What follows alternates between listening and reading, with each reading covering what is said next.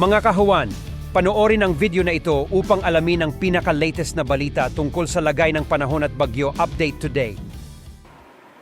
Inaasahan pa rin natin, dahil pa rin sa panahon pa rin ng tag-init at naapektuhan pa rin tayo ng El Nino, na malinsangan panahon pa rin sa bansa.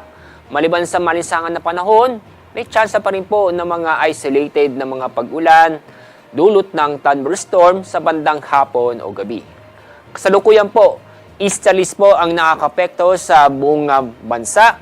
Yung pong ITCZ o Intertropical Convergence Zone ay bahagyang pong kumilos patimog at hindi po naapektuhan sa ating bansa.